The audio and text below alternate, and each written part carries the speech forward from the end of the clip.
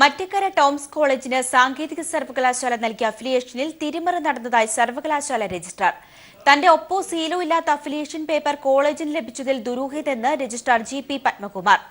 അംഗീകാരം ലഭിക്കാനായി ടോംസ് കോളേജ് സർവകലാശാലയ്ക്ക് നൽകിയത് വ്യാജരേഖകളെന്ന് കണ്ടെത്തി. ടോംസ് കോളേജ് അഫിലിയേഷനെ ചൊല്ലി സാങ്കേതിക സർവകലാശാല തലപ്പത്ത് പൊട്ടിത്തെറി. വ്യാജ അഫിലിയേഷന്റേതടക്കം ടോംസ് കോളേജുമായി ബന്ധപ്പെട്ട എല്ലാ ഫയൽ രേഖകളും പീപ്പിൾ ടിവിക്ക് ലഭിച്ചു. മറ്റക്കര ടോംസ് കോളേജിന്റെ അഫിലിയേഷൻ റദ്ദാക്കാനുള്ള അനുമതി ചോദിച്ച് സർവകലാശാല വിദ്യാഭ്യാസ വകുപ്പിന് കത്ത് നൽകിയതിന് പിന്നാലെയാണ് കോളേജിന്റെ അഫിലിയേഷൻ തന്നെ വ്യാജമാണെന്ന് രജിസ്ട്രാർ കണ്ടെത്തിയത്. ടോംസ് കോളേജുമായി ബന്ധപ്പെട്ട ഫയലുകൾ പരിശോധിച്ചപ്പോഴാണ് ഈ ഗുരുതര ക്രമക്കേട് കണ്ടെത്തിയത്. KTUവിന്റെ അംഗീകാരത്തിനായി സമർപ്പിച്ച സമയത്ത് കാണിച്ച സ്ഥലത്തല്ല കോളേജ് പ്രവർത്തിക്കുന്നതെന്നും നിലവിൽ കോളേജ് പ്രവർത്തിക്കുന്ന സ്ഥലം സർവകലാശാലയ്ക്ക് നൽകിയ അഫിലിയേഷൻ പേപ്പറിൽ കാണിച്ച സ്ഥലത്ത് നിന്ന് 1 കിലോമീറ്റർ മാറിയുള്ള മറ്റൊരു കെട്ടിടത്തിലാണെന്ന് 2016 മെയ് മാസം 3-ാം തീയതി സർവകലാശാല നിയോഗിച്ച 2-അംഗ പരിശോധനാ സമിതി കണ്ടെത്തി. AICT മാനദണ്ഡപ്രകാരം ഇത് വളരെ ഗുരുതരമായ കുറ്റകൃത്യമാണ്. എന്നാൽ ഈ ഗുരുതരമായ കണ്ടെത്തൽ മറച്ചുവെച്ച് സർവകലാശാല 2 ദിവസത്തിനു ശേഷം ടോംസ് കോളേജിന് ഒരു നോട്ടീസ് നൽകി. സർവകലാശാല രജിസ്ട്രാർക്ക് വേണ്ടി അസിസ്റ്റന്റ് രജിസ്ട്രാർ ഗോപിനാണ് കോളേജ് പ്രിൻസിപ്പലിന് നോട്ടീസ് നൽകിയത്. കോളേജിലെ മറ്റ് സൗകര്യങ്ങൾ വർദ്ധിപ്പിക്കണമെന്ന് മാത്രമാണ് നോട്ടീസിൽ പറയുന്നത്. 24 മണിക്കൂറിനുള്ളിൽ ചെയർമാൻ ടോംസ് നൽകിയ വിശദീകരണം അംഗീകരിച്ചുകൊണ്ട് 2016 മെയ് 11-ന് കോളേജിന് പ്രവർത്തനാനുമതി നൽകി. അഫിലിയേഷൻ രേഖയിൽ രജിസ്ട്രാറുടെ ഒപ്പോ സീലോ ഇല്ല. പുതിയ വിവാദങ്ങളുടെ പശ്ചാത്തലത്തിൽ ടോംസ് കോളേജുമായി ബന്ധപ്പെട്ട രേഖകൾ പരിശോധിക്കവെയാണ് ഇക്കാര്യം രജിസ്ട്രാർ കണ്ടെത്തുന്നത്. താൻ അനുമതി നൽകാത്ത കോളേജിന് ആര് എപ്പോൾ പ്രവർത്തനാനുമതി കൊടുത്തു എന്ന് വിശദീകരിക്കാൻ അസിസ്റ്റന്റ് രജിസ്ട്രാർക്ക് ഷോക്കോസ് നോട്ടീസ് നൽകിയതോടെയാണ് സംഭവങ്ങളുടെ ചുരുളഴിഞ്ഞത്.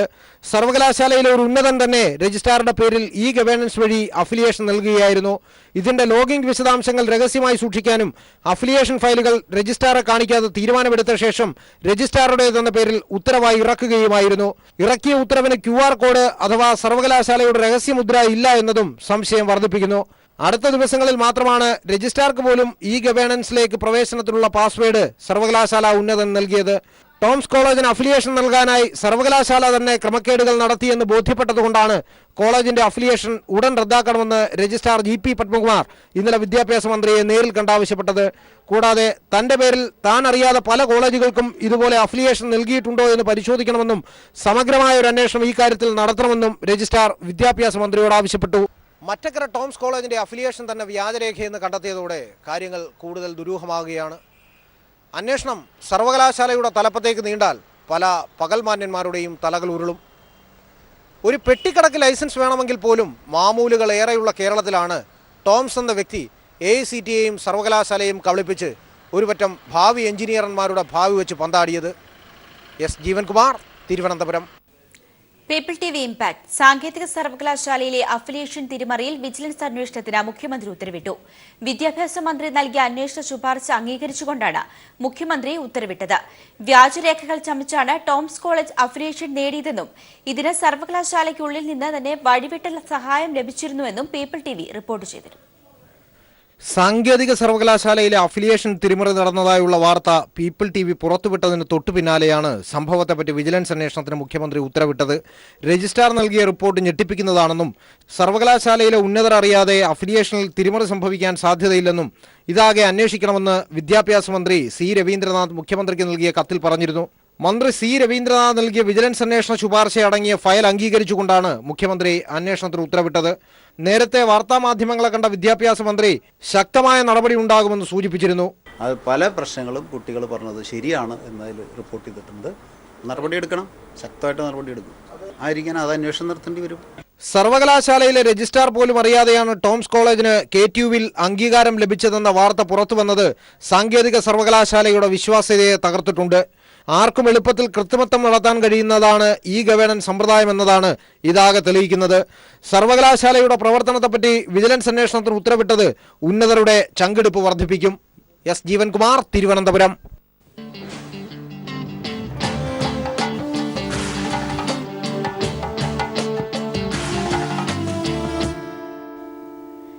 പത്മ പുരസ്കാരങ്ങൾ പ്രഖ്യാപിച്ചു. ഗായകൻ KJ യേശുദാസിന് പത്മവിഭൂഷൺ, ഹോക്കിം team captain PR Sreejesh, Chemancheri Kunhiraman Nair, Parassala Ponnammal തുടങ്ങിയ 5 മലയാളികൾക്ക് പത്മശ്രീ പുരസ്കാരം.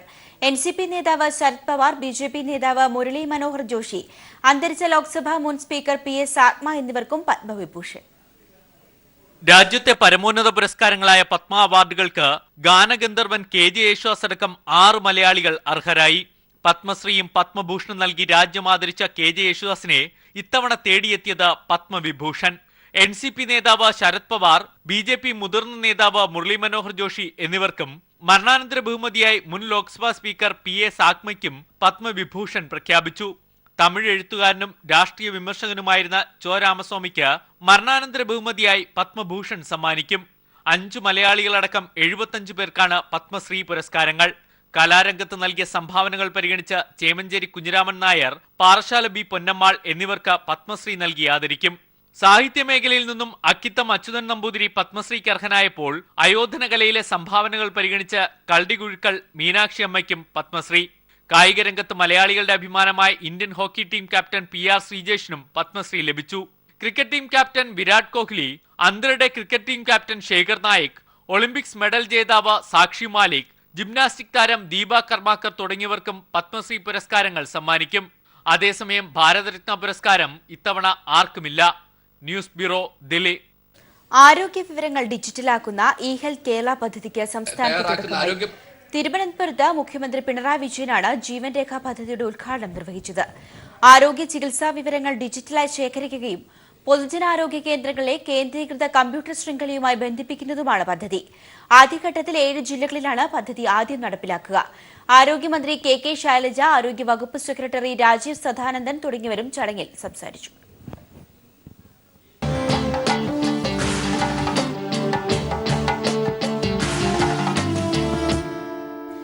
ജനജീവിതത്തിന് ഭീഷണിയായിക്കൊണ്ടിരിക്കുന്ന അജൈവ മാലിന്യങ്ങൾ ഉപയോഗയോഗ്യമാക്കുന്നതിൽ മാതൃകയാവുകയാണ് ഇടുക്കിയിലെ വണ്ടിപ്പെരിയാറിലുള്ള സർക്കാർ പച്ചക്കറിത്തോട്ടം.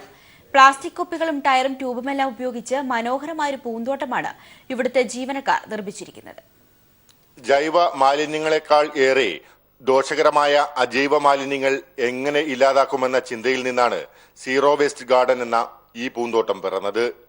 ഇവിടെ ഉപയോഗിച്ചിരിക്കുന്ന സാധനങ്ങളെല്ലാം നാം വെറുതെ അലക്ഷ്യമായി വലിച്ചെറിയുന്നവയാണ്. പ്ലാസ്റ്റിക് കുപ്പികളിൽ വിവിധ നിറങ്ങൾ പൂശിയതോടെ ഇവ ആകർഷകമായ ചെടിച്ചട്ടികളായി മാറി. ഒപ്പം പൊട്ടിയ ബക്കറ്റിലും കുടത്തിലുമെല്ലാം വിവിധതരം പച്ചക്കറികളും ചെടികളും നട്ട് ഉപയോഗപ്രദമാക്കുന്നത് എങ്ങനെയെന്നും ഇവിടെ കാണാം. ഉപയോഗശൂന്യമായ ടയറുകൾ മനോഹരമായ ചട്ടികളായും കുടങ്ങളായും പരിണമിച്ചു. ട്യൂബുകൾ ചെടികൾ വളരുന്ന ജീവികളായി. ഷൂസിലും ബൂട്ടിലുമൊക്കെ ചെടികൾ പൂത്തുലഞ്ഞു നിൽക്കുന്നു. പച്ചക്കറിത്തോട്ടം മേധാവി NS ജോഷിന്റെ ആശയം പ്രാവർത്തികമാക്കിയത് ഇവിടുത്തെ ജീവനക്കാരും തൊഴിലാളികളുമാണ്. ഈ പാഴ്വസ്തുക്കൾ ഉപയോഗിച്ചുകൊണ്ട് മനോഹരമായ ഗാർഡൻ തീർത്തിരിക്കുകയാണ്.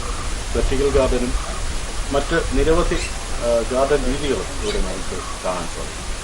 ഇതിനുപരി വിക്ക് ഇറിഗേഷൻ അഥവാ തിരിജലസേചനം എന്ന് പറയുന്ന ഒരു സാങ്കേതികത്വം അതുകൂടി ഈ രീതിയിൽ ബ്ലെൻഡ് ചെയ്യാൻ ഈ വേസ്റ്റ് മാനേജ്മെന്റ് കലർത്തിക്കൊണ്ട് ഗാർഡൻ ഉണ്ടാക്കാനാണ് ഉദ്ദേശിക്കുന്നത്. പച്ചക്കറികളിൽ പലതും വിളവെടുത്തു, ചിലത് വിളയാറായി. ചെടികൾക്ക് വെള്ളം കിട്ടാൻ തിരിജലസേചനത്തിന്റെ പല മാതൃകകളും ഉപയോഗശൂന്യമായ സാധനങ്ങൾ കൊണ്ടിവിടെ ഒരുക്കിയിട്ടുണ്ട്. വിവിധ സ്ഥലങ്ങളിൽ നടന്ന പ്രദർശനങ്ങളിൽ കാണികളുടെ നല്ല പ്രശംസ പിടിച്ചുപറ്റി മുന്നേറുകയാണ് ഈ zero waste garden. News bureau, Idukki. Acacia വൃക്ഷങ്ങൾ ജലം ഊറ്റിയെടുക്കുന്നതിനെ തുടർന്ന് തിരുവനന്തപുരം ജില്ലയിലെ പെരിങ്ങമലയിലെ കാണി ഗോത്രവിഭാഗക്കാർ രൂക്ഷമായ ജലക്ഷാമത്തിന് പിടിയിലാണ്. ഊരുകളിൽ മഴക്കുഴികൾ നിർമ്മിച്ച് വരൾച്ചയെ പ്രതിരോധിക്കാനുള്ള ശ്രമത്തിലാണ് കാണികളിപ്പോൾ.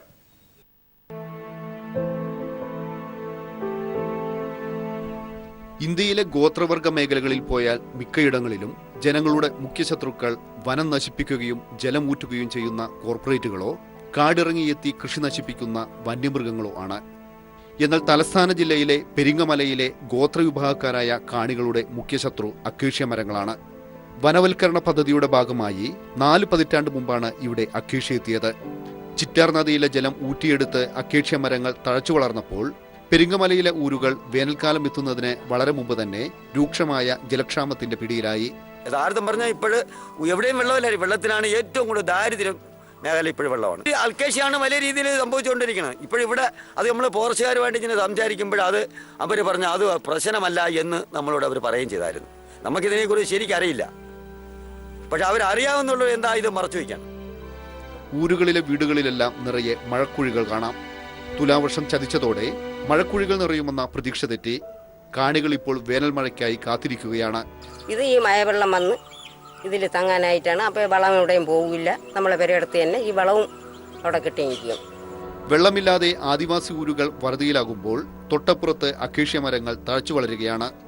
പെരിങ്ങൻമല പഞ്ചായത്തിന്റെ സിംഹഭാഗത്തെയും കീഴടക്കിയിരിക്കുന്ന അക്കേഷ്യ മരങ്ങളാണ് രൂക്ഷമായ ജലക്ഷാമത്തിന് കാരണമെന്ന് കാണി ഗോത്ര വിഭാഗക്കാർ കുറ്റപ്പെടുത്തുന്നു. അവർ പക്ഷേ വെറുതെ ഇരിക്കുന്നില്ല. എല്ലാ ആദിവാസി ഊരുകളിലും നിറയെ മഴക്കുഴികൾ തീർത്ത് ജലക്ഷാമത്തെ പ്രതിരോധിക്കാനാണ് കാണികളുടെ നീക്കം. പെരിങ്ങൻമലയിൽ നിന്ന് കെ രാജേന്ദ്രൻ.